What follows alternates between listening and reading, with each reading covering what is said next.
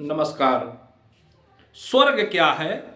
स्वर्ग की जो कल्पना की गई है स्वर्ग का, या शास्त्रों में जिस स्वर्ग का वर्णन है, स्वर्ग का वर्णन किया गया है कि मृत्यु के बाद जिसको स्वर्ग की प्राप्ति होती है, इसका मतलब उसका जीवन बड़ा ही सुखी होता है।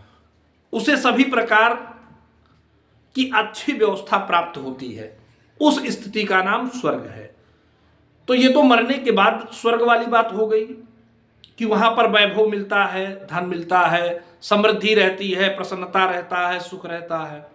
अब अगर मनुष्य जीवन में मृतलोक में रहते हुए स्वर्ग क्या है, स्वर्ग कैसे, किसको माना जाए कि ये स्वर्ग में रह रहे हैं? कोई व्यक्ति पृथ्वी पर रह रहा है, अगर उसको ये सुविधा मिल रही है, ये व्यवहार उसके साथ हो रहा है इन बातों का, तो वो मृतलोक में रहते हुए भी उसका जीवन जैसे स्वर्ग में सभी प्रकार के सुख होते हैं, उस प्रकार से स्वर्ग का सुख उसको धरती पर मिलता है। अगर उसको ये सुख मिल रहा है तो वो सुख कौन कौन सा है, हम आपको बता रहे हैं। यस्य पुत्रा वशीभूता भार्या छंदानुगामिनी विभवेयाश्च संतुष्टा तस्य स्वर्गम इहेव ही।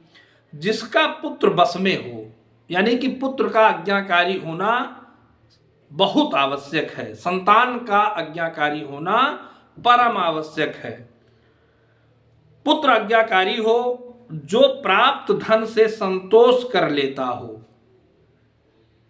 उस परिवार में ही स्वर्ग का सुख होता है।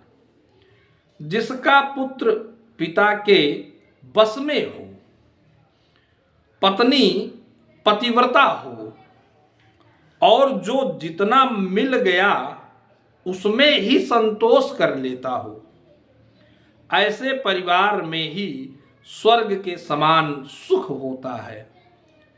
इस प्रकार का परिवार सर्वश्रेष्ठ, सुखी और उत्तम माना गया है।